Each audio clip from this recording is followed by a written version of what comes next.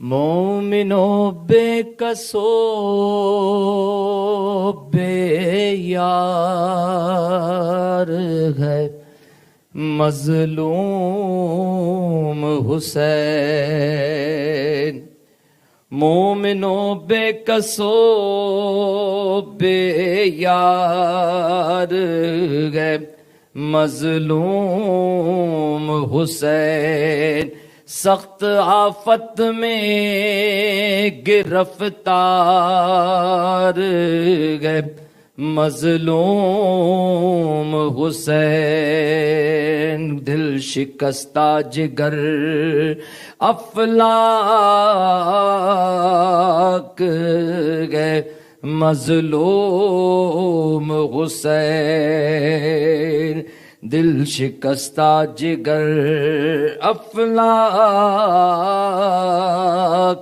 ہے مظلوم حسین، تیر کاری ہے بدن زخموں سے دل سینوں کے، نیزوں کے زخم گئے پیوست گئے پھل تیروں کے، مومنوں بے کسو بے یار گئے مظلوم حسین۔ رحم اللہ من قرأ الفاتحہ۔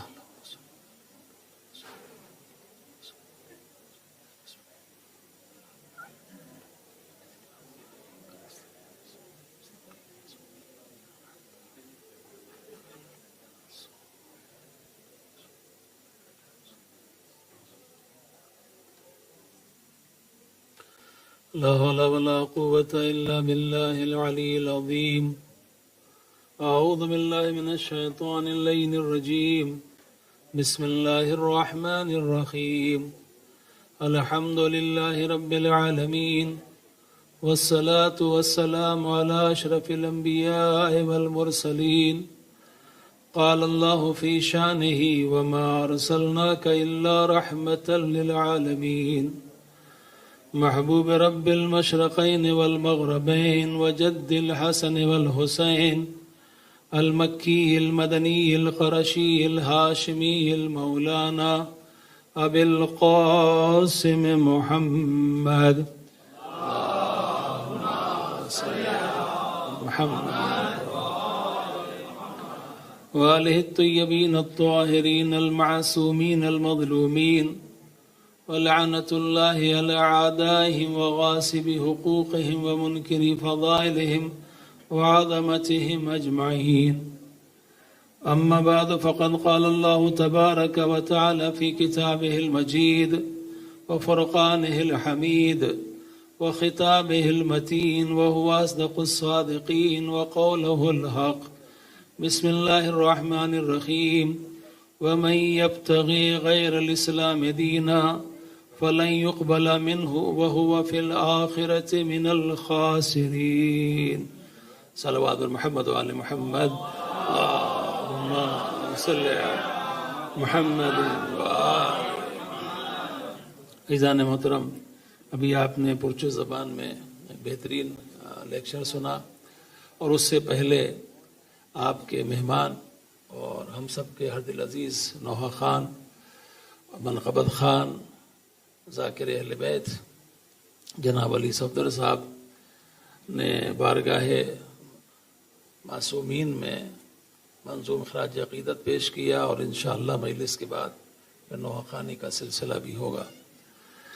اللہ سبحانہ و تعالی ہم سب کی اس عبادت کو قبول فرمائے، اس لیے کہ یہ عبادت جو ہے وہ اپنے دامن میں تمام عبادتوں کو سمیٹے ہوئے ہے۔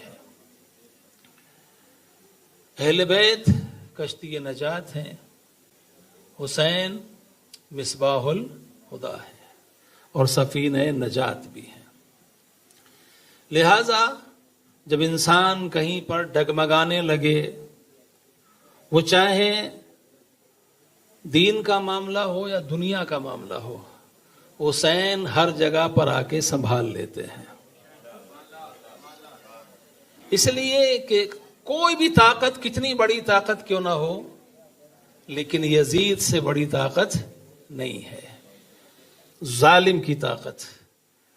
اور اس کے سامنے امام حسین علیہ السلام کے سجدے نے بتایا کہ دیکھو جو حسین کے ماننے والے ہوتے ہیں وہ اللہ پر بھروسہ کرتے ہیں، نہ تلوار پر بھروسہ کرتے ہیں، نہ اقتدار پر بھروسہ کرتے ہیں، نہ فوجوں پر بھروسہ کرتے ہیں، اور جو اللہ پر بھروسہ کرتا ہے وہ کبھی ذلیل نہیں ہوتا ہے. یا عزیزان محترم، پروردگار عالم نے قرآن مجید سورہ آل عمران کی آیت نمبر 85 ارشاد فرمایا وَمَن يَبْتَغِ غَيْرَ الْإِسْلَامِ دِينًا، جو کوئی بھی اسلام کے علاوہ کسی اور دین کی خواہش کرے گا، کسی اور دین کو قبول کرے گا، تو کیا ہوگا؟ اللہ سبحانہ و تعالی اس کو قبول نہیں کرے گا. وَهُوَ فِي الْآخِرَةِ مِنَ الْخَاسِرِينَ، اور آخرت میں اس کے لیے خسارے کے علاوہ اور کچھ نہیں ہوگا. تو ایک چیز تو میں اس منزل پر یہ کہہ دینا چاہتا ہوں، جو سوال بہت زیادہ ہوتا ہے ہمارے لوگوں میں، اور ہمارے بچے جو ہیں، نوجوان یوتھ جو ہیں، وہ ایک سوال کرتے ہیں کہ اگر ہم حق کے اوپر ہیں تو مسلمان مار کیوں کھا رہے ہیں؟ اگر ہم حق کے اوپر ہیں تو ان کے پاس پیسہ زیادہ کیوں ہے، ہمارے پاس کیوں کم ہے؟ اگر ہم حق کے اوپر ہیں ان کے پاس پاور کیوں زیادہ ہے، ہمارے پاس پاور کیوں کم ہے؟ وہ بھول جاتے ہیں کہ اسلام آخرت میں کامیابی کے لیے ہے، دنیا میں عزت کے لیے ہے.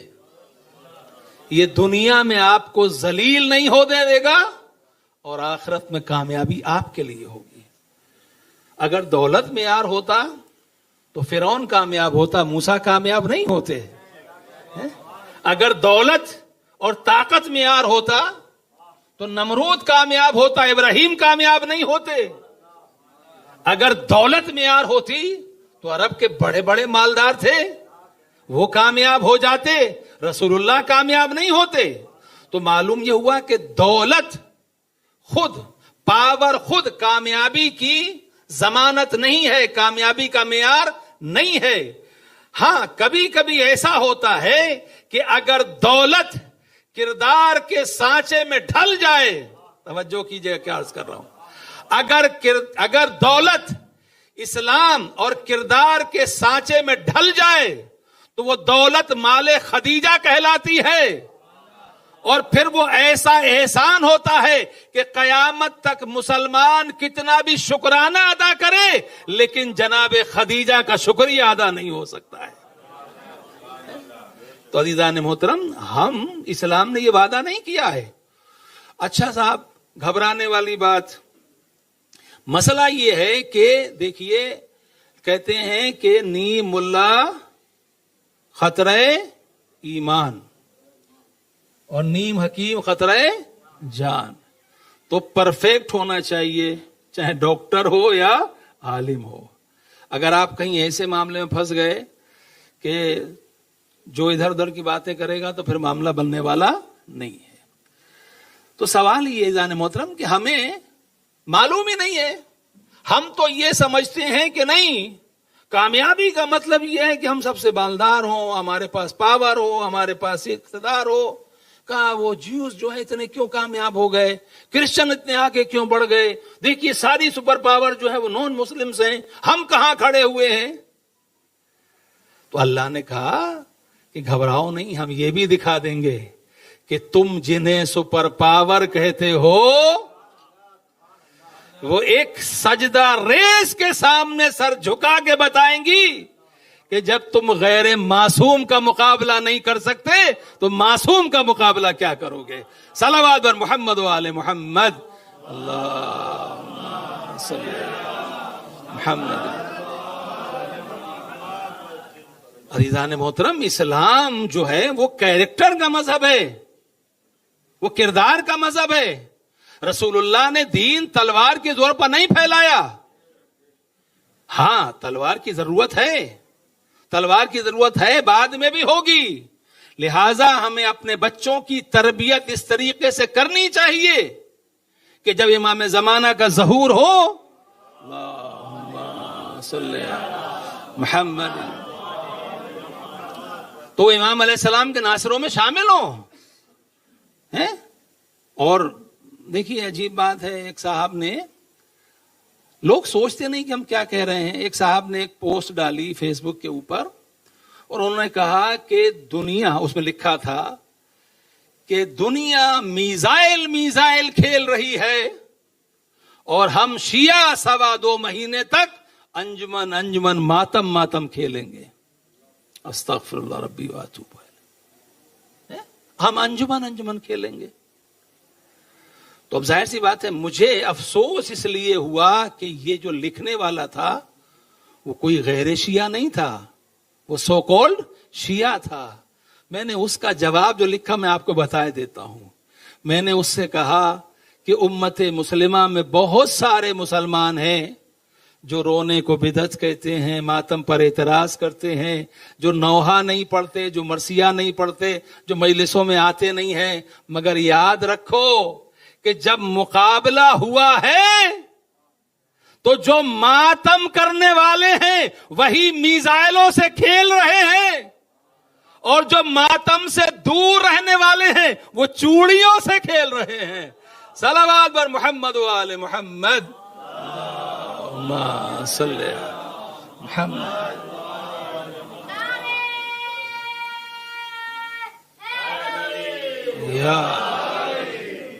میں نے آج اپنے ایک سنی برادر کا اسٹیٹمنٹ سنا. وہ کہتا ہے کہ میں بہت ریلیجیس تھا، بہت دیندار تھا اپنے حساب سے، اور میرا جو فرینڈ سرکل تھا، جو میرے دوست تھے، وہ سارے مفتیان تھے، اور وہ ہمیں ایک ہی بات بتاتے تھے کہ شیعہ کافر ہوتے ہیں، شیعہ مسلمان نہیں ہیں، ان سے دور رہو، ان کی بات مت سنو. کہ مجھے اتنی نفرت ہو گئی تھی کہ میری کمپنی کے اندر ایک امپلائی تھی شیعہ، میں نے اس کو اسی وجہ سے نکال دیا کہ یہ شیعہ ہے. لیکن آج جب یہ معرکہ ہوا فلسطین کا، اور اس کے بعد میں نے دیکھا کہ سارے عالم میں سب مسلمان خاموش تھے، لیکن جو آواز اٹھی وہ چاہے ایران سے ہو، چاہے لبنان سے ہو، چاہے عراق سے ہو، چاہے یمن سے ہو، جہاں سے اٹھی وہ اٹھنے والی آواز شیعوں کی تھی. تب مجھے سمجھ میں آیا کہ نہیں، جو بھی کہا جا رہا ہے غلط ہے. اگر کوئی حق کے ساتھ ہیں تو واقعی شیعہ ہیں.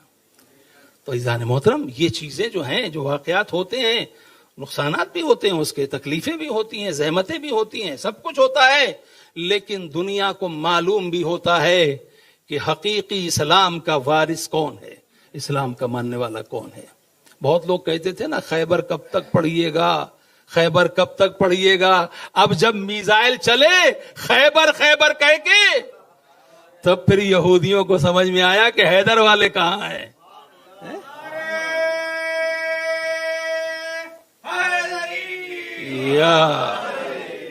تو عزیزان محترم، چاہے فضائل اہل بیت ہوں اور چاہے مصائب اہل بیت ہوں، ان دونوں میں ہماری دنیا میں بھی کامیابی ہے اور آخرت میں بھی فلاح اسی کے ساتھ ہے. ان سے دور ہٹ کے ہم کچھ نہیں ہیں، ہم کچھ نہیں رہیں گے.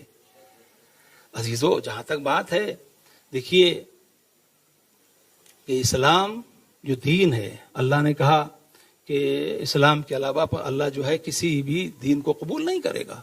تو مطلب کیا ہے؟ قرآن تو کہے لا اکراہ فی الدین، دین میں کوئی جبر نہیں ہے، کوئی زبردستی نہیں ہے. کیوں؟ قد تبین الرشد من الغی، اس لیے کہ ہدایت گمراہی سے الگ ہو گئی، جو گائیڈنس ہے وہ الگ ہو گئی. معلوم ہو گیا انسان کو کہ کہاں پر ہے. اب میں آپ کو ایک مثال دیتا ہوں، اللہ نے کیوں کہا، اللہ کو کیا ضرورت ہے.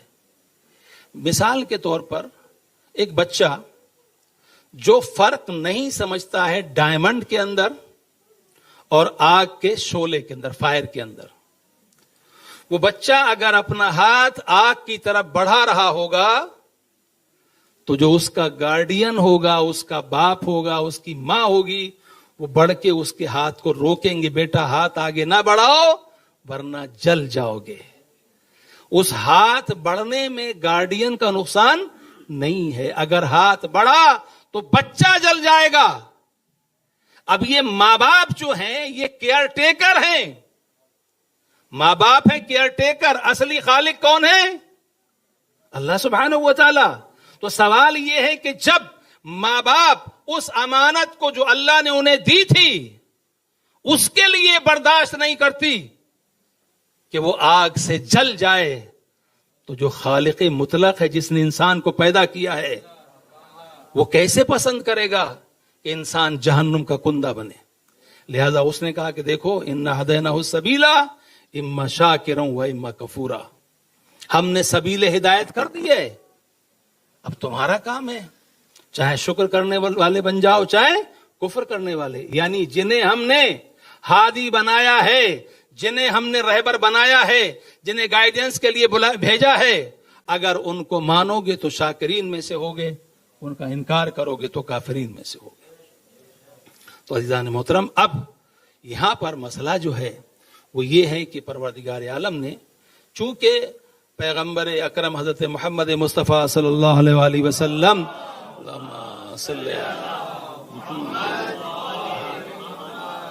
آخری نبی ہیں، فائنل رسول ہیں، ان کے بعد کوئی رسول آنے والا نہیں ہے، لہذا جو لوگ بھی پیغمبر کے زمانے سے پہلے پیدا ہوئے دنیا سے گزر گئے، جو جس نبی کے زمانے میں پیدا ہوا اس کے لیے واجب تھا کہ وہ اپنے نبی کے اوپر ایمان بھی رکھے اور نبی کی بات کو بھی سنے، لیکن چونکہ اب رسول اللہ کا زمانہ آ گیا، شریعت محمدی جو ہے وہ تمام شریعتوں کی ناسخ ہے، اسے سب کو منسوخ کر دیا، لہذا اب ہر ایک کے اوپر واجب ہے کہ وہ رسول اللہ کی رسالت کا کلمہ پڑھے، رسول اللہ کو نبی مانے اور ان کی بات کو تسلیم کرے۔ کتابیں اس سے پہلے بھی آئیں، تورات بھی آئی، زبور بھی آئی، انجیل بھی آئی، اور جناب ابراہیم علیہ السلام کے صحف کا ذکر ہے، جناب نوح علیہ السلام کے صحیفے کا ذکر ہے، یہ ساری کتابیں آئیں، اپنے زمانے کے لیے تھیں، آج بھی قابل احترام ہیں اگر اوریجنل کسی کو کہیں مل جائے تو۔ لیکن جب قرآن آ گیا تو قرآن کے آنے کے بعد سب منسوخ ہو گئے۔ آپ تورات کو پڑھ سکتے ہیں لیکن عمل کس پہ کریں گے؟ قرآن کے اوپر۔ انجیل کو پڑھ سکتے ہیں، عمل کس پر کریں گے؟ قرآن کے اوپر۔ اب اس پر آپ عمل نہیں کر سکتی، کیوں؟ اس لیے کہ وہ آؤٹ ڈیٹڈ ہو گئی، ان کا ٹائم گزر گیا۔ اب زمانہ کس کا ہے؟ اب قرآن کا زمانہ ہے، اور یہ قرآن آج کے لیے نہیں ہے بلکہ قیامت تک کے لیے ہے۔ جو سوال ابھی تمہارے ذہنوں میں آئے بھی نہیں ہیں، قرآن میں ان کا بھی جواب موجود ہے۔ اب ایک جملہ مجھے کہنے دیجئے کہ کتاب کتنی بھی بڑی اگر آپ یونیورسٹی کے سلیبس میں شامل کر دیں، کالج کے سلیبس میں شامل کر دیں، لیکن اگر پڑھانے والا استاد ویسا نہ ہو، توجہ کیجئے، اگر پڑھانے والا استاد ویسا نہ ہو تو کتاب کے ہونے سے کوئی فائدہ نہیں ہے۔ تو اب سوال یہ ہے کہ اللہ نے رسول کو بھی بھیجا، اللہ نے کتاب کو بھی بھیجا، تو جتنا علم کتاب میں ہے اس سے زیادہ علم رسول میں ہونا چاہیے، اس سے زیادہ علم رسول میں ہونا چاہیے۔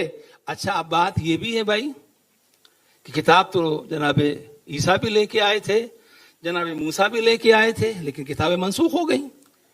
تو اب رسول اللہ کے بعد اگر قرآن کے احکامات ختم ہو جاتے رسول کے ساتھ تو بات تھا کہ بات کو اب ضرورت نہیں ہے، بس ہمارے لیے کتاب خدا کافی ہے، نہیں کافی نہیں ہو سکتی۔ کیوں؟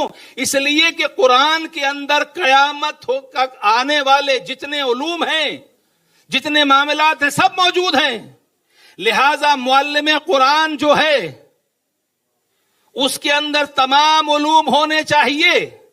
اب سوال یہ، نبی دنیا سے چلے گئے تو نبی کے بعد کوئی ایسا ہونا چاہیے جو قرآن کے ظاہر کو بھی جانتا ہو، جو قرآن کے باطن کو بھی جانتا ہو، جو قرآن کی تفسیر کو بھی جانتا ہو، جو قرآن کے معنی کو بھی جانتا ہو، جو یہ بھی جانتا ہو کہ یہ آیت کب نازل ہوئی، کہاں نازل ہوئی، کس کی شان میں نازل ہوئی، اس سے مراد کون ہے.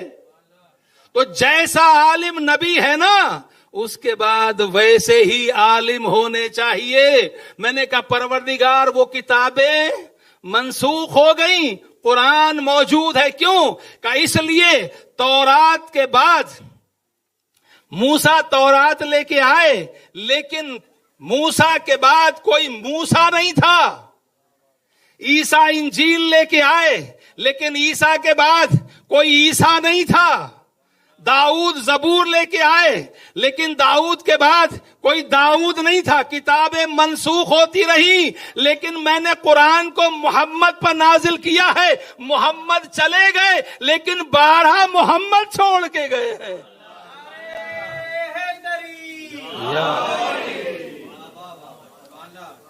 12 چھوڑ کے گئے ہیں. اور ان کا حال یہ ہے کہ یہ کبھی یہ نہیں کہتے کہ ہمیں معلوم نہیں ہے، ہمیں معلوم نہیں ہے.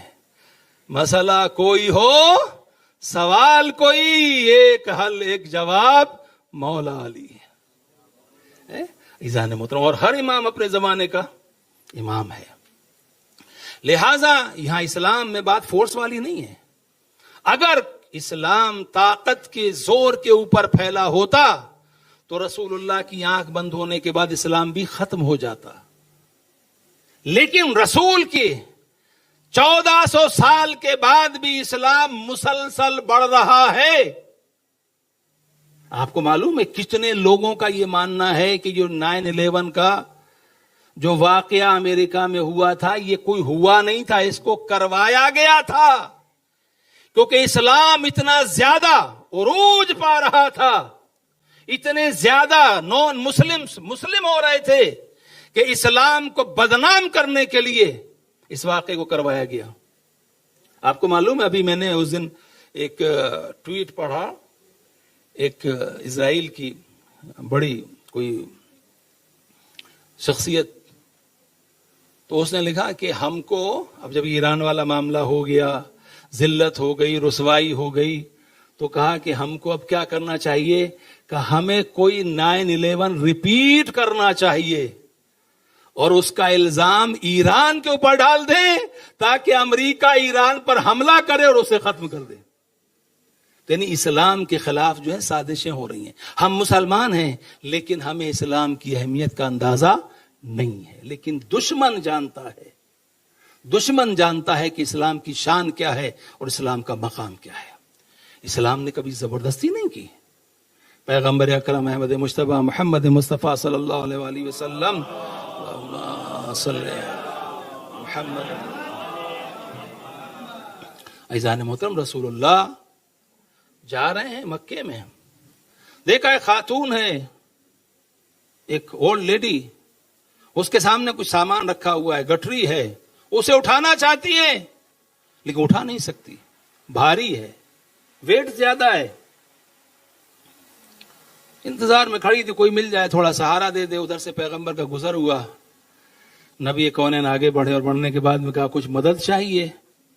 کہا بیٹا یہ گٹھری اٹھا کے میرے سر پہ رکھ دو. رسول اللہ نے گٹھری اٹھائی، بجائے اس کے سر کے اپنے سر کے اوپر رکھ لی اور اس کے بعد پیغمبر چل دیے. کہا چلو ہم آپ کے گھر تک چھوڑ کے آتے ہیں. اس عورت نے دیکھا کہ کوئی ایسا شخص بھی ہو سکتا ہے. میں تو انتظار میں کھڑی تھی کہ کوئی سہارا دے دے، اس نے اپنے سر پر رکھ لی، یہ لے کے جا رہا ہے. تو سمجھا کہ بہت اچھا ہے. کہا تم بہت اچھے لگتے ہو، تمہارے ماں باپ بہت نیک ہوں گے، بڑے اچھے گھرانے کے، بڑی اچھی تربیت ہوئی ہے. دیکھیے یہ ہوتا ہے کہ اگر کام اچھا کیا جائے تو تعریف ماں باپ کی بھی ہوتی ہے. اور اسی لیے ہم شیعوں کی ذمہ داری ڈبل ہے. اگر کام اچھا کرو گے تو تعریف اہل بیت کی بھی ہوگی. اس لیے کہ ہم اسلام میں ہم آپس میں بات کرتے، کتنے نان مسلمز ہیں جنہیں معلوم ہے رسول اللہ کی سیرت کیا تھی، کتنے لوگ جانتے مولا علی کی سیرت کیا تھی. وہ ہمارے ذریعے سے انہیں پہچاننا چاہتے ہیں.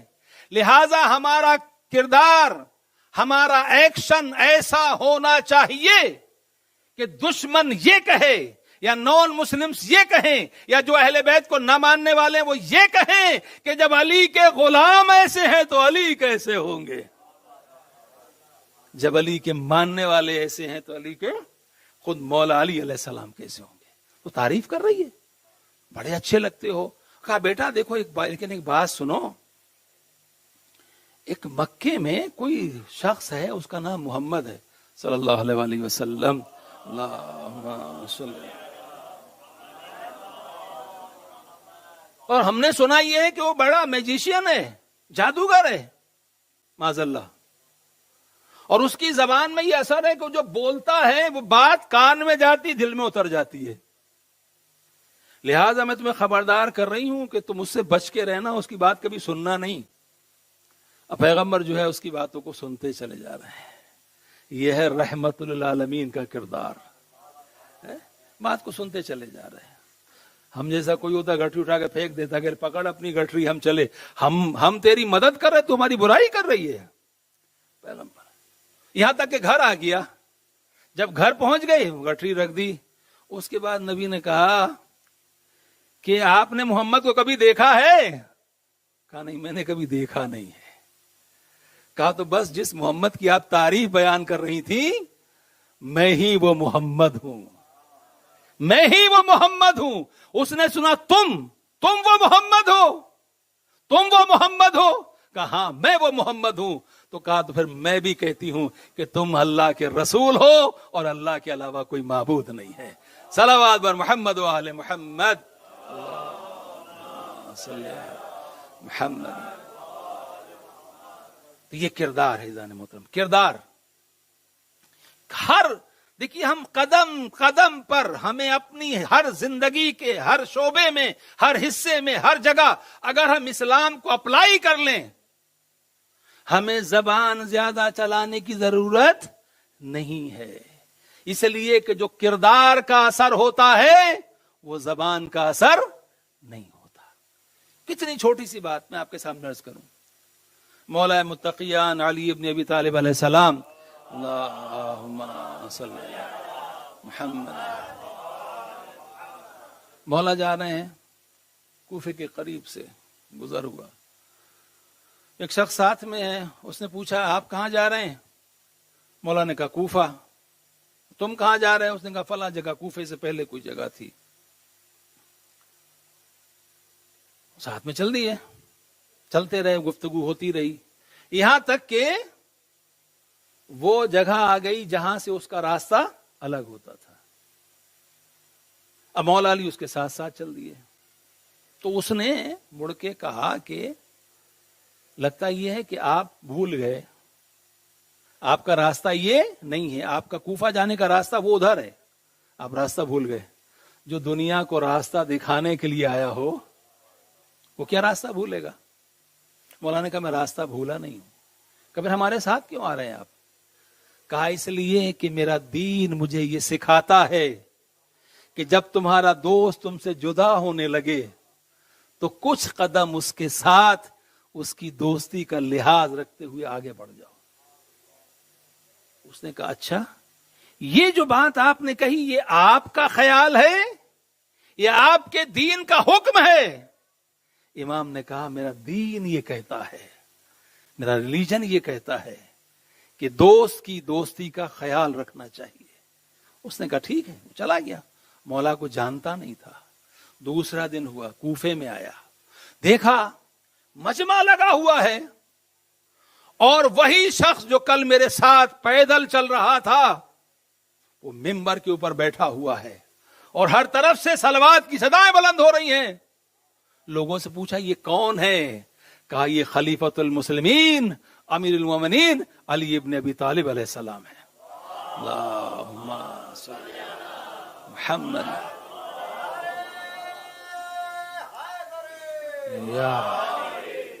یہ مولا علی علیہ السلام ہے۔ کہا یہی خلیفہ وقت مولا علی یہی ہیں؟ کہاں؟ انتظار کرتا رہا، مجمع چھٹا، مولا کے پاس آیا اور اس کے بعد میں کہا آپ نے بتایا نہیں کہ آپ کون ہیں؟ امام نے کہا میں نے جان بوجھ کے نہیں بتایا، کہا اچھا تو اب ایک کام کر دیجئے، میں آپ کے دین میں شامل ہونا چاہتا ہوں۔ امام نے کہا کیوں، کس لیے؟ کہا میں یہ سوچنے پر مجبور ہوں کہ جو اسلام قدم قدم پر ہمیں چلنے کا طریقہ بتاتا ہو، وہی اسلام ہمیں آخرت کا راستہ بھی بتا سکتا ہے۔ تو عزیزان محترم، ہمارا کیریکٹر، میں نے کہا سب سے زیادہ ضرورت اس بات کی ہے کہ ہم اسلام کو اپنی زندگی میں لے کے آئیں، ہم کربلا کو اپنی زندگی میں لے کے آئیں۔ اگر ہم یزید پر لعنت کرتے ہیں اور یزید صفت لوگوں سے دوستی کرتے ہیں، اگر ہم فرعون کو برا کہتے ہیں اور وقت کے فرعون کے سامنے سر جھکاتے ہیں، عزیزان محترم ایک بات اور سن لیجئے، کربلا کا سب سے بڑا میسج ہے یونٹی، اتحاد، اتحاد آپس میں، یہ سب سے بڑی چیز ہے عزیزان محترم۔ اور اسی لیے آپ کربلا میں دیکھیے کہ امام حسین علیہ السلام نے جو گلدستہ پیش کیا ہے، بہت توجہ کیجیے گا، جو گلدستہ پیش کیا ہے اس میں رنگ رنگ کے پھول ہیں، حبش کے جون بھی ہیں، کرسچن کی طرف سے وہب کلبی بھی ہیں، عثمانی قبیلے سے جناب زہیر بھی ہیں، الگ الگ طریقے کی پورا امام نے گلدستہ بنایا۔ لیکن ایسا گلدستہ بنایا کہ اس گلدستے میں آنے کے بعد ہر پھول سے حسین کی خوشبو آ رہی ہے، ہر پھول سے۔ امام حسین کا کمال یہ ہے کہ ایک حسین نے 72 حسین بنا دیے۔ اب ہر کا کردار بھی حسین کا کردار ہے، اب جون کا کردار بھی حسین کا کردار ہے، بریر ہمدانی کا کردار بھی حسین کا کردار ہے۔ ہر کردار میں عزیزان محترم، دنیا وہ ہوتی ہے جو موت کا نام سن کے ڈر جاتی ہے۔ بڑے بڑوں کو دیکھا ہے، موت کا نام سن کے پیشانی کے اوپر پسینہ آ جاتا ہے، قدم ڈگمگا جاتے ہیں، لیکن یہ کربلا والے تھے جو ہر ایک یہ کہہ رہا تھا پہلے میں جاؤں گا، پہلے میں جاؤں گا، پہلے میں جاؤں گا، مجھے جانے دیجیے۔ یہ یونٹی اور یہ اتحاد عزیزان محترم، یہ کربلا کی شان ہے۔ لہذا ہمارے اندر یونٹی ہونی چاہیے، اتحاد ہونا چاہیے، ہمیں ایک دوسرے کا درد ہونا چاہیے۔ امام زین العابدین علیہ السلام، اللہم صلی علی محمد، امام علیہ السلام کا ایک رسالہ ہے، رسالۃ الحقوق، رائٹس، اس میں بتائیں امام علیہ السلام نے کس کا کس کے اوپر کیا حق ہے، جو ٹیچر ہے اس کا ہم پر کیا حق ہے، عالم کا ہمارے اوپر کیا حق ہے، قرآن کا ہمارے اوپر کیا حق ہے، نبی کا ہمارے اوپر کیا حق ہے، سارے حقوق بتائے ہیں۔ وہاں مومن کا حق امام نے پہلا حق جو بتایا وہ یہ ہے کہ مومن کا ایک دوسرے مومن پر حق یہ ہے کہ وہ اپنے لیے وہی پسند کرے جو دوسرے کے لیے پسند کرتا ہو۔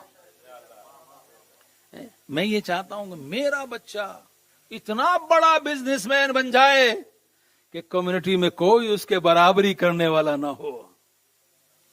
میرا بیٹا اتنا بڑا عالم بن جائے کوئی اس کے برابر نہ کھڑا ہو سکے۔ میرا بیٹا ایسا ڈاکٹر ہو، یہ میرا نہیں، ہمارا ہونا چاہیے، ہمارا۔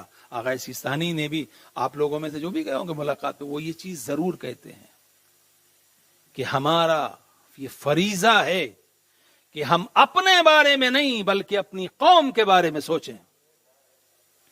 اور ہر انسان کے لیے ضروری ہے کہ اگر آپ اچھے ڈاکٹر ہیں، آپ کا بیٹا ڈاکٹر بننا نہیں چاہتا، وہ کوئی اور لائن میں جانا چاہتا، اسے فورس نہ کریں، لیکن آپ کی قوم میں جو کوئی بچہ یہ خواہش رکھتا ہو کہ وہ ڈاکٹر بنے اور آپ اسے گائیڈ کر سکتے ہیں تو آپ کے لیے ضروری ہے کہ آپ اس کو گائیڈ کریں۔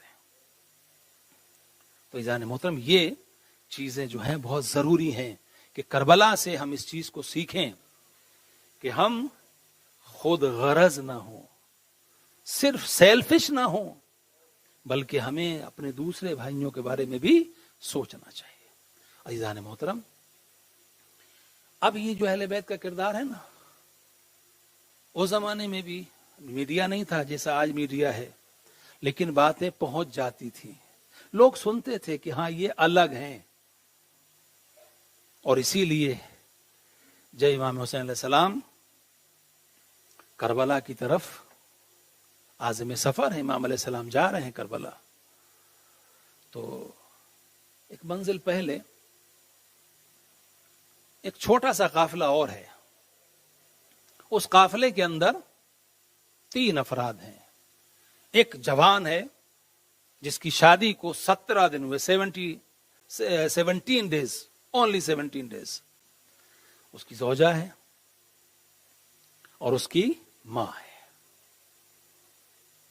یہ آ رہے ہیں، یہ اپنی ظاہر سی بات ہے کہ زوجہ کو لے کے جا رہا ہے، لیکن دیکھیے میں نے کہا کردار، اگر کیریکٹر ہمارا ہو، ہم قرآن سے دوستی کریں، ہم نمازوں سے دوستی کریں، ہم نماز شب کو اپنا وتیرہ بنائیں، ہم جھوٹ سے اپنی زبان کو دور کریں، ہم کینے سے اپنے دل کو پاک کریں، تو پھر وہ ہمارے کردار کے جو آثار ہیں وہ ہمارے چہرے پر نمایاں ہو جاتے ہیں۔ نماز شب کی یہ خصوصیت یہ بیان کی جاتی ہے کہ یہ چہرے کے اوپر نور پیدا کرتا ہے، یہ کشش، اٹریکشن، خود بخود انسان کھنچتا ہے ادھر کو۔ اب ظاہر سی بات ہے، یہ تو عام مومنین کی بات ہے، وہ تو مولا حسین علیہ السلام ہے۔ تو اب جب دیکھا کہ یہ قافلہ کچھ خواتین ہیں، کچھ بچے ہیں، اور ان کے پیچھے پیچھے جو ہے اتنی بڑی فوج، 1000 کا لشکر جو ہے ان کا تعاقب کر رہا ہے، ان کے پیچھے پیچھے چل رہا ہے، تو انہوں نے آپس میں بات کی کہ یہ کون لوگ ہیں۔ ماں نے کہا جناب وہب سے کہ وہب جاؤ، جا کے پوچھو کہ یہ لوگ کون ہیں، کہاں جا رہے ہیں۔ جناب وہب گئے، لشکر یزیدی کے ایک سپاہی سے پوچھا یہ کون ہے؟ کہا حسین ابن علی۔ حسین ابن علی یعنی فاطمہ زہرا کا بیٹا؟ جی، فاطمہ زہرا کا بیٹا، وہی حسین جسے مباہلے میں رسول لے کے آئے تھے؟ کہا یہ وہی حسین ہے۔ کہا لیکن یہ ان کے پیچھے جو لشکر چل رہا ہے یہ کیوں چل رہا ہے؟ کہا ہم یزید کے سپاہی ہیں، ہمیں حکم دیا گیا ہے کہ ہم ان کا راستہ روکیں۔ کہا تو ان کی خطا کیا، انہوں نے کیا کیا ہے؟ کہا خطا اور کچھ نہیں ہے، یہ یزید کو اپنا پیشوا، اپنا خلیفہ، اپنا رہبر نہیں مانتے۔ اس نے کہا یزید وہ جو میسون کا بیٹا ہے، وہ جو شرابی، جو بندروں سے کھیلتا ہے، وہ فاسق و فاجر، اس کی بیعت اس نے نہیں کی، یہ اس کا گناہ ہے؟ کہا میں تمہارے اسلام کے بارے میں نہیں جانتا، میں تو کرسچن ہوں، لیکن میں یہ جانتا ہوں کہ میرے کسی گرجا کے اندر، کسی چرچ کے اندر یزید جیسے کو کوئی جاروب کشی کے لیے، جھاڑو لگانے کے لیے نہیں رکھے گا۔ تم مسلمان ہو، تم اس کو کہتے ہو کہ وہ اس کی بیعت نہیں کی۔ واپس آیا ماں کے پاس، ماں سے کہا اماں یہ مسلمانوں کے رسول کا نواسہ ہے۔ اچھا؟ ماں نے کہا بیٹا کئی دن سے خواب دیکھ رہی تھی، بہت پریشان تھی، اس کی کوئی تعبیر نہیں مل رہی تھی۔ کہا کیا خواب دیکھ رہی تھی اماں؟ کہا خواب میں دیکھتی تھی کہ جناب مریم مجھ سے کہتی تھی قمر مجھے فاطمہ زہرا سے شرمندہ مت کرنا، یہ قمر اپنے بیٹے کو فاطمہ کے لال پہ قربان کر دینا تاکہ میں فاطمہ کے سامنے سرخرو ہو جاؤں۔ اب مجھے تعبیر مل گئی، ہم آگے نہیں بڑھیں گے، چلو بیٹا ہم حسین کے پاس چلتے ہیں۔ کہا اماں ہم تو مسلمان نہیں ہیں۔ کہا بھلے ہی ہم مسلمان نہ ہو، لیکن تم نے کبھی سنا ہے کہ رسول کے گھر والوں نے کبھی کسی غیر مسلم کے ساتھ ایسا سلوک کیا ہو جو ناروا ہو؟ کہا نہیں سنا۔ کہا چلو، امام کی خدمت میں گیا، کہا ہم آپ کی مدد کرنا چاہتے ہیں۔ امام نے فرمایا جاؤ، تم جوان ہو، ابھی شادی کو چند دن ہوئے ہیں. کہا نہیں ہم آگے نہیں جائیں گے, اب ہم آپ کے ساتھ رہیں گے, جو آپ کا انجام وہ ہمارا انجام. کہا اچھا, لیکن تمہیں معلوم ہے کہ ہم کسی غیر کی مدد کو قبول نہیں کر سکتے. کہا ہم غیر نہیں, ہم نے کلمہ پڑھ لیا ہے, اب ہم آپ کے نانا کے امتی ہو چکے ہیں, ہمیں لے کے چلیے. امام کے ساتھ شامل ہو گئے. عزادارو, محرم کی تاریخیں گزرتی رہیں, یہاں تک کہ عاشور کا دن آیا. اب ماں نے بیٹے کو بلایا. دیکھیے ماں کون ہوتی ہے, جو اپنا سب کچھ اپنے بیٹے پر قربان کر دیتی ہے. ماں بیٹے کو بلا کے کہتی ہے میرے لال, ہم کس لیے امام کے ساتھ آئے تھے؟ بیٹا, حسین کے انصار شہید ہو رہے ہیں, تو ابھی تک زندہ ہو, جاؤ میدان میں اور اپنی جان کو مولا حسین پر قربان کر دو. وہب آئے, امام سے اجازت لی, میدان میں گئے, جنگ کی, اور جنگ کرتے ہوئے بہت سارے دشمنوں کو قتل کیا. اپنے زخم کے اوپر, اپنے جسم پر بہت سارے زخم لگ گئے, خون بہ رہا ہے. ایک مرتبہ واپس آئے اور آنے کے بعد ماں کو سلام کیا, اور سلام کرنے کے بعد میں کہا اماں آپ مجھ سے راضی ہو گئی؟ اماں مجھ سے راضی ہو گئی؟ ماں نے سر نہیں اٹھایا, نہیں میں تم سے راضی نہیں ہوں, میں تم سے راضی نہیں ہوں. کہا اماں راضی کیوں نہیں, ذرا سر اٹھائیے, مجھے دیکھیے, میرے پورے جسم پر زخم لگے ہیں, جسم سے خون بہ رہا ہے, اماں دیکھیے.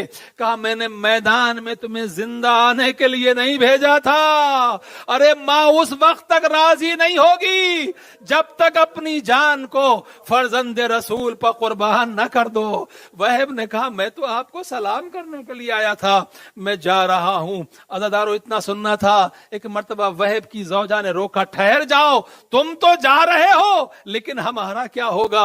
ماں تڑپ گئی. بیٹا زوجہ کی باتوں میں نہیں آنا, اپنی ماں کے حکم کو مان, مولا حسین پر جان کو قربان کر دے.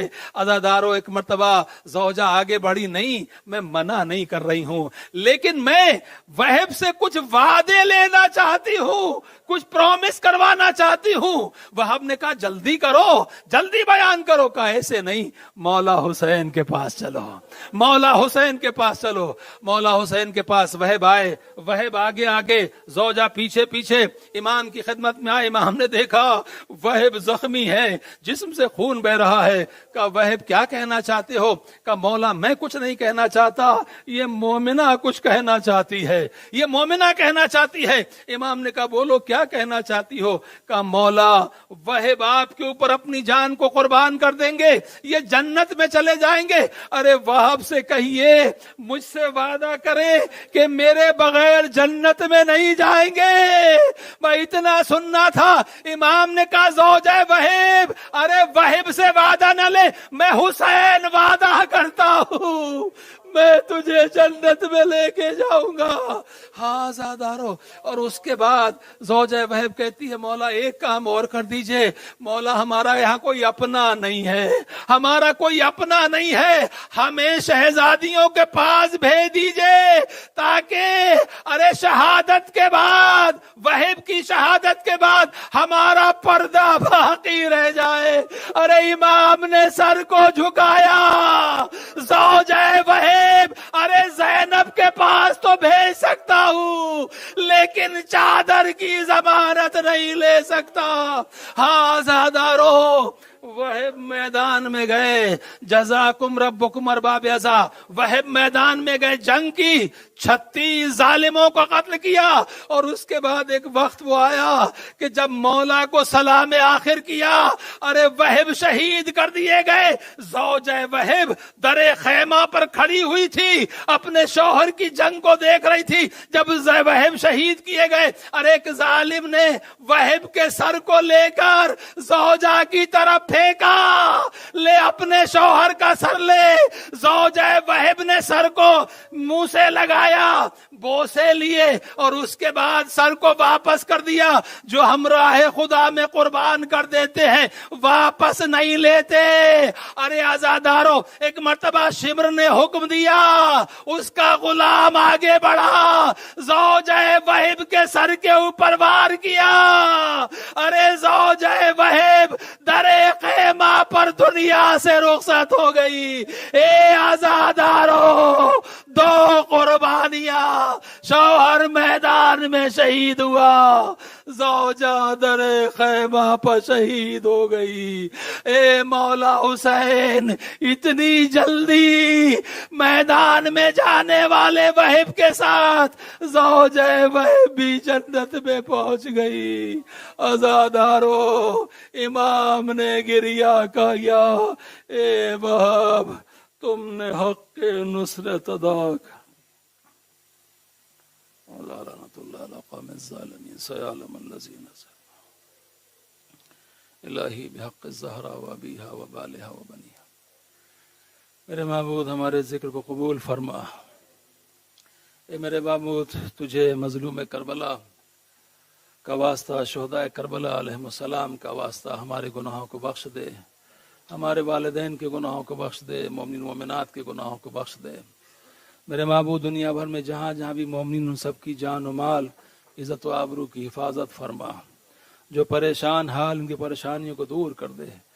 میرے معبود، ہماری قوم میں اتحاد و اتفاق پیدا کر، امت مسلمہ میں اتحاد و اتفاق پیدا کر. پرچم اسلام کو بلند فرما، پرچم کفر و نفاق کو سرنگو کر دے.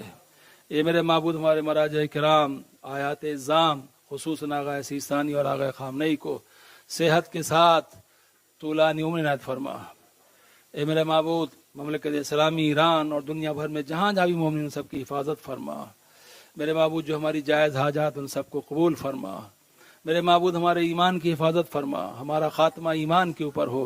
ہمارے امام کے ظہور میں تعجیل فرما، اور ہمیں امام علیہ السلام کے اوان و انصار میں شمار فرما. آمین رب العالمین بحق محمد و آلہ الطاہرین. ماتم حسین. میدان کربلا سے آواز آ رہی ہے، میدان کربلا سے آواز آ رہی ہے، میدان کربلا سے آواز آ رہی ہے، میدان کربلا سے آواز آ رہی ہے، میدان کربلا سے آواز آ رہی ہے، میدان کربلا سے آواز آ رہی ہے، میدان کربلا سے آواز آ رہی ہے. سے عذاب آؤ ہے، عرش عذاب آؤ، بھی بھولا رہی ہے، میدان کربلا سے آواز آ رہی ہے، میدان کربلا سے آواز آ رہی ہے، میدان کربلا سے آواز آ رہی ہے، میدان کربلا سے آواز آ رہی ہے، میدان کربلا سے آواز آ رہی ہے. عرش عذاب آؤ ہے، عرش عذاب آؤ، بھی بولا رہی ہے، میدان کربلا سے آواز آ رہی ہے، میدان کربلا سے آواز آ رہی ہے، میدان کربلا سے آواز آ رہی ہے. لاشیں پڑے ہوئے گئے مقتل میں سر بریدہ، لاشیں پڑے ہوئے گئے مقتل میں سر بریدہ، لاشیں پڑے ہوئے گئے مقتل میں سر بریدہ. خود نہر القما بھی ہے، خود نہر القما بھی آنسو بہا رہی ہے،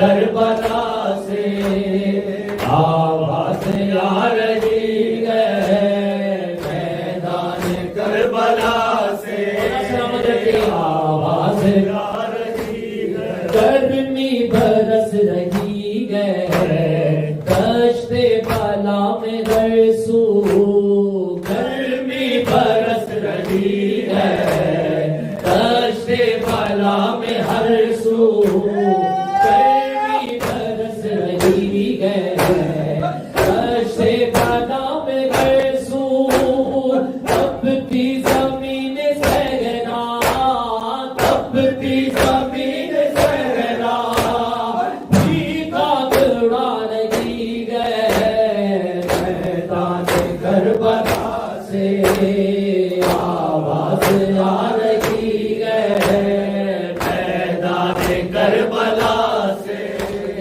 آواز آ رہی ہے، میدان کربلا سے آواز آ رہی ہے، میدان کربلا سے بولیے آواز آ رہی ہے، میدان کربلا سے آواز آ رہی ہے، اصغر تو سو گیا ہے مقتل میں تیر کھا کر، اصغر تو سو گیا ہے مقتل میں تیر کھا کر، اصغر تو سو گیا ہے مقتل میں تیر کھا کر، میرا باب خالی ہے، میرا باب خالی، جھولا جھولا رہی ہے، میدان کربلا سے آواز آ رہی ہے، ماشاءاللہ، میدان کربلا سے آواز آ رہی ہے، میدان کربلا سیدہ کچھ کرے آواز آ رہی ہے، فرش عذاب پہ آؤ ہے، فرش عذاب پہ آؤ، بی بی بھلا رہی ہے، میدان کربلا سے آواز آ رہی ہے، میدان کربلا سے آواز آ رہی ہے، خیمے سے آئی باہر کہتی ہوئی سکینہ، خیمے سے آئی باہر کہتی ہوئی سکینہ، خیمے سے آئی باہر کہتی ہوئی سکینہ، بابا کی یاد مجھ کو ہے، بابا کی یاد مجھ کو بے حد ستا رہی ہے، میدان کربلا سے آواز آ رہی ہے، میدان کربلا سے آواز آ رہی ہے، ماشاءاللہ، میدان کربلا سے آواز آ رہی ہے، فرش عذاب پہ آؤ ہے، فرش عذاب پہ آؤ، بی بی بلا رہی ہے، میدان کربلا سے آواز آ رہی ہے، مل کے بولی سارے، میدان کربلا سے آواز آ رہی ہے، مظلومیت کے نا پر علمن کی وہ صدا بھی، مظلومیت کے نا پر علمن کی وہ صدا بھی، مظلومیت کے نا پر علمن کی وہ صدا بھی، صحراؤ مصطفیٰ کی ہے، صحراؤ مصطفیٰ کی، قبریں ہلا رہی ہے، میدان کربلا سے